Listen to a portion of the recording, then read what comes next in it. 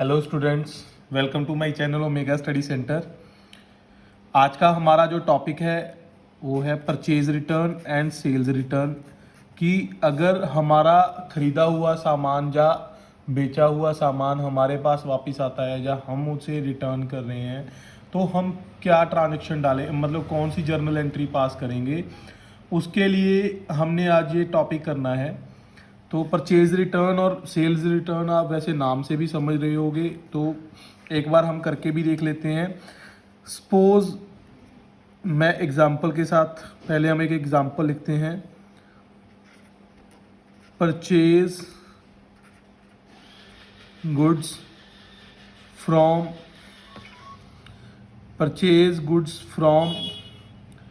मोहित ₹60,000। ठीक है, उसके बाद मैंने एक और ट्रांजैक्शन लिखी, sold the above goods to Rohit for ₹80,000। उसके बाद मेरे को, ये तो हमारे थे दोनों पुराने टॉपिक, मतलब एक हमने परचेज कर लिया, उसके बाद हमने क्या कर दिया, सेल कर दिया। और हम आज के टॉपिक की बात करते हैं। क्या हुआ, जो हमने रोहित को सामान बेचा था, 1/4 off the goods sold to Rohit returned by Rohit to us. उसने हमें रिटर्न कर दिया।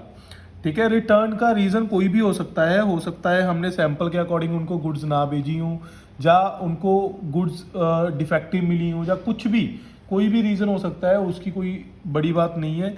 लेकिन हमने एंट्री क्या पास करनी है। देखो, हमने जब सेल किया था रोहित को, तो सेल की मैंने एंट्री क्या डाली थी, Rohit debit to sales account. कितने रुपए से, 80,000 एंड 80,000। और अब क्या हुआ, जो 80,000 वाली गुड्स थी उसका 80,000 का 1/4 हमें 20,000 रिटर्न में आ गया। तो हमने इसी एंट्री को उल्टा करना है। उल्टा कैसे होगा, सेल्स डेबिट टू रोहित। तो इसमें नया क्या है, हमने नया क्या करना है, जस्ट यहाँ पे सेल के साथ रिटर्न वर्ड यूज़ करना है और कुछ नहीं करना। क्योंकि सेल रिटर्न को हमने डेबिट इसलिए किया क्योंकि हमारे पास गुड्स वापस आ रही हैं, बेसिकली हमारे पास गुड्स कम्स इन हो गई, और Rohit is the giver, that's why हमने रोहित को क्रेडिट किया। ठीक है, तो हमने बेसिकली उसी एंट्री को उल्टा करना है जो एंट्री हमने उससे पहले पास की थी। तो 20,000 आ जाएगा।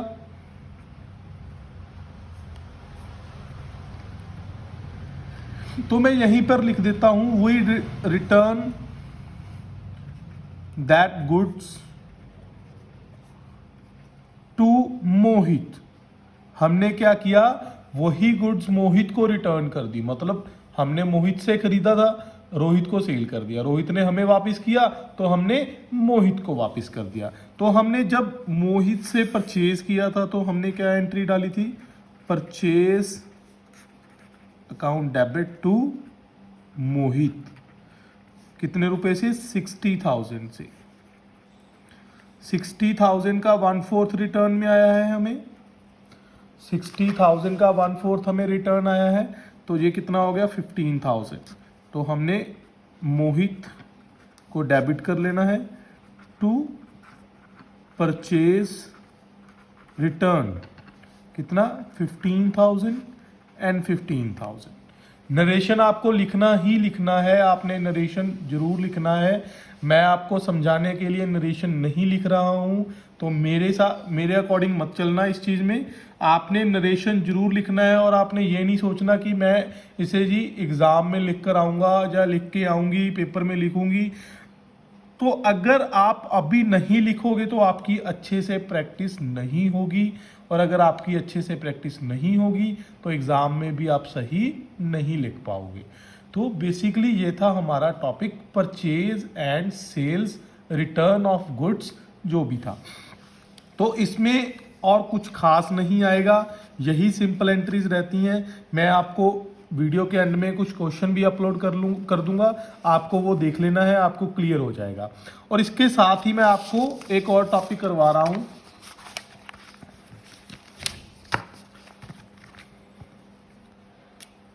दैट इज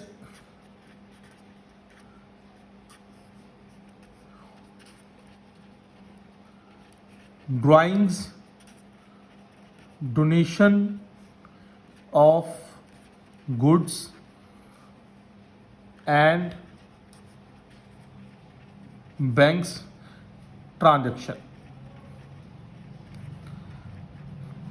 ये दो टॉपिक हैं, छोटा सा लेक्चर बन रहा है तभी मैंने साथ में ऐड कर लिया। ये भी छोटा सा टॉपिक है और आपका इसके साथ जर्नल खत्म हो जाएगा।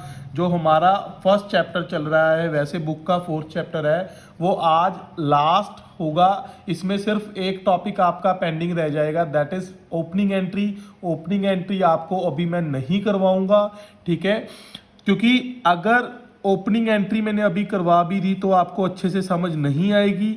इसी वजह से हम तब करेंगे जब आपको उन चीज़ों का पहले पता चल गया जो चीज़ हमने ओपनिंग एंट्री में लिखनी है। तो बेसिकली वैसे मैं बता देता हूँ, ओपनिंग एंट्री का मतलब होता है जो साल के शुरू में एंट्री, मतलब फर्स्ट डे ऑफ ईयर, मतलब जब भी हम नया साल स्टार्ट करते हैं तो सबसे पहली जो एंट्री रिकॉर्ड होती है दैट इज़ ओपनिंग एंट्री। वो लास्ट ईयर के बैलेंसेस की होती है, उसके बारे में हम बात करेंगे, तो मैं आपको बताऊंगा अच्छे से। तो फिलहाल हम अपने टॉपिक पर वापस आते हैं, drawings donation of goods and bank transaction. इसमें क्या रहता है, ड्राइंग्स तो हमने किया हुआ है। बेसिकली अगर हमें गुड्स की ड्राइंग्स आ गई, तो अगर हमें एंट्री आ गई गुड्स withdrawn by owner ₹5,000। हमें पता है कि हमने ड्राइंग्स को डेबिट करना होता है। क्यों करना होता है? क्योंकि ऑनर के नाम की जगह पर हम ड्राइंग्स यूज़ करते हैं और नाम को हम पर्सनल अकाउंट में रखते हैं, और पर्सनल अकाउंट का रूल हमें क्या कहता है, डेबिट द रिसीवर। जो भी हमसे कोई कुछ रिसीव करता है हम उसे डेबिट करते हैं। तो ड्राइंग्स को हमने डेबिट कर लिया टू परचेज। तो सर परचेज को क्रेडिट क्यों किया? क्योंकि हमने गुड्स को जब खरीदा था तो हमने परचेज को डेबिट किया था, और अब हमने परचेज को कैंसिल करना है, क्योंकि अदरवाइज तो हम सेल करते हैं गुड्स को, तो हमें परचेज को कैंसिल करने की ज़रूरत पड़ती ही नहीं। लेकिन अगर बिना सेल के हमारी गुड्स कहीं भी जाएंगी, जैसे हमने इससे पहले टॉपिक किया था लॉस ऑफ गुड्स वाला, उसमें भी हमने परचेज को क्रेडिट किया था। उसका रीज़न मैं बता रहा हूँ कि अगर हमारी गुड्स बिना सेल किए कहीं और जा रही हैं तो आपको परचेज को ही क्रेडिट करना है। तो ये थी हमारी एंट्री अगर हमने ड्राइंग्स की है गुड्स की। और इसके बाद आ गया हमने गुड्स डोनेटेड।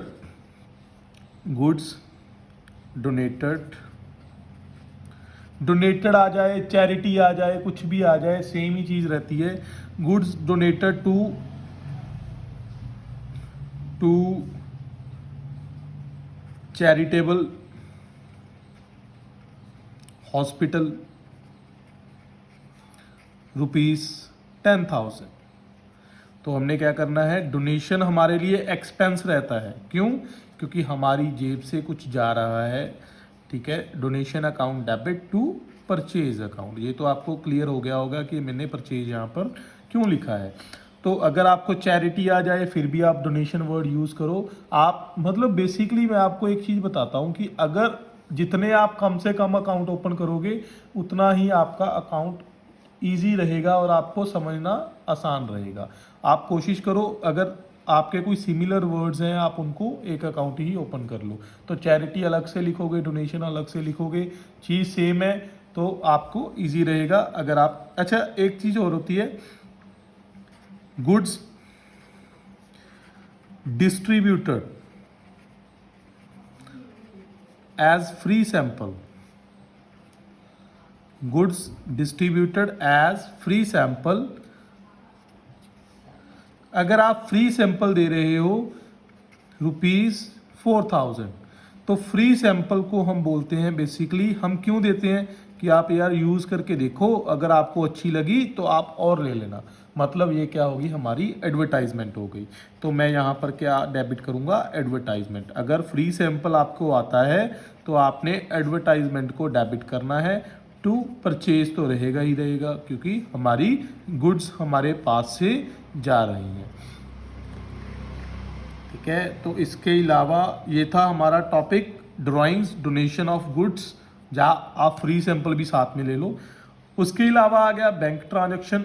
बैंक का भी आपने कैश के जैसा ही यूज़ करना है। अगर आपको जो भी एंट्री आ रही है उसमें आपको बैंक के लिए चेक, बैंक ड्राफ्ट या कुछ भी ऐसा दिया हुआ है तो आप समझ लो कि ये एंट्री हमारी बैंक में शिफ्ट होगी। जैसे अगर मैं एग्जांपल लूँ, इसकी एग्जांपल क्या बनेगी, मैं आपकी पहले लिख लेता हूँ टॉपिक का नाम, बैंक ट्रांजैक्शन। तो हमारी एग्जांपल क्या बनेगी, कैश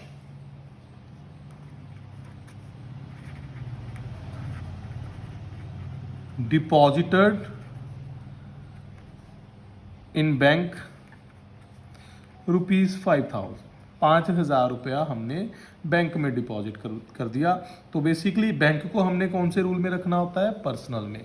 तो डेबिट द रिसीवर, बैंक हमसे पैसे रिसीव कर रहा है तो मैंने बैंक को क्या कर दिया, डेबिट कर दिया। और टू कैश अकाउंट, कैश हमारे पास से गोज आउट हो रहा है, इसलिए मैंने बैंक कैश को क्या कर दिया, क्रेडिट कर दिया। सेम ही अगर मेरे को एंट्री आ जाए cheque issued ₹5,000 to Mohan, Mohan को मैंने चेक दिया तो मेरी एंट्री क्या बनेगी, Mohan account debit, Mohan is the receiver, bank मेरे पास से जा रही है बेसिकली, देन बैंक को मैंने क्या कर लिया, क्रेडिट कर लिया। कितना, 5,000 के साथ 5,000 रुपया का चेक मैंने मोहन को इशू कर दिया। ठीक है, तो ये बन गया हमारा बैंक ट्रांजैक्शन का। और मैं एक एग्जांपल और लेता हूं आपके सामने। अगर आपको एंट्री आ जाए cheque issued to Mohit, cheque issued to Mohit ₹6,000, cheque issued to Mohit ₹6,000 for salary. ये बैंक से ज़्यादा मैं कुछ और टॉपिक आपको क्लियर करवाना चाहता हूं कि अगर आपको यहाँ पे दिया हो कि हमने ये चेक या पैसा क्यों दिया है तो आपने क्या करना है, आप अभी मोहित को डेबिट करोगे या सैलरी को डेबिट करोगे। तो बेसिकली अगर मैं नॉर्मली स्टूडेंट से पूछता हूं तो वो बोलते हैं सर मोहित टू बैंक आएगा, लेकिन मैं आपको यही चीज़ क्लियर करवाना चाहता हूं इस एंट्री में कि जब तक आपको आपका एक्सपेंस और इनकम दिया हुआ है तो आपको नाम से कोई मतलब नहीं है। किसी का भी नाम गिवन हो, आपने नाम को नहीं देखना, आपने सिर्फ और सिर्फ किसको देखना है, आपने देखना है कि हमें खर्चा गिवन है या इनकम गिवन है। तो आपने खर्चे को ही डेबिट करना है, मतलब salary account debit to bank account, मतलब हमारी जो प्रेफरेंस रहेगी वो हमेशा खर्चे को रहेगी। बैंक ट्रांजैक्शन वाला तो टॉपिक आपको क्लियर हो ही गया। इसके अलावा मैंने अलग से एक चीज बता दी आपको, एक अलग से टिप हो गई कि अगर आपको खर्चा या इनकम दिया हुआ है तो आपने खर्चे या इनकम को ही डेबिट कर या क्रेडिट करना है, उसमें पर्सन के नाम से हमें कोई मतलब नहीं है। क्योंकि अगर आप पर्सन का नाम लिखोगे तो आपको एंड में जाकर ये नहीं पता चलेगा कि आपने किसको कितनी सैलरी पे की है, सॉरी आपकी सैलरी कौन सी है और आपने किसको वैसे पैसे दिए हैं सेल वाले और किससे पैसे आपने रिसीव किए हैं, या कुछ भी आपको नेम्स में कंफ्यूजन हो जाएगी। तो आप अपने खर्चे को, अपनी इनकम को अलग से रखो। नाम सिर्फ तभी लिखना होता है अगर हमने किसी से उधार लिया होता है या उधार दिया होता है, जब हम उनको पैसे रिटर्न करते हैं, या कुछ भी ऐसा रीज़न रहता है बेसिकली जिसमें हमें उसका नाम याद रखने की ज़रूरत है। तो यहाँ पर हमने खर्चा कर दिया, पैसे दे दिए, बात ख़त्म हो गई। तो हमने उसका नाम याद रख के कुछ नहीं करना। ये था हमारा चैप्टर जर्नल। तो स्टूडेंट्स, आपके लिए आज स्पेशल अनाउंसमेंट है एक। वेडनेसडे को मैं आपके लिए लाइव क्लास लेकर आ रहा हूँ, जिसमें मैं आपको आज तक की जो हमारी 15 क्लासेस, मतलब आज जो मेरा लेक्चर था वो लेक्चर नंबर 15 था। मैं 15 की 15 क्लासेस की रिवीजन भी करवाऊंगा आपको, ठीक है। रिवीजन के साथ साथ मैं आपको कुछ टिप्स भी दूंगा, और टिप्स के साथ साथ मैं आपको कुछ और अनाउंसमेंट्स भी करूंगा। और एक चीज़ और, मैं जितने भी मैंने 15 के 15 लेक्चर करवाए हैं उसमें से मैं कुछ क्वेश्चन आपको इससे नेक्स्ट वाले लेक्चर में पूछूंगा, और लाइव क्लास का मैं आपको एक दिन पहले बता दूंगा, अनाउंस कर दूंगा, ठीक है। टाइमिंग क्या रहेगी मैंने डे आपको बता दिया कि वेडनेसडे को मैं लाइव आ रहा हूं। तो आपको उस क्लास में मैक्सिमम आपको आना है, और आपको जो आपका चैप्टर हो चुका है उसके बारे में मैं एक बार रिवीजन करवा दूंगा, आपकी अच्छे से तैयारी हो जाएगी। Thank you students.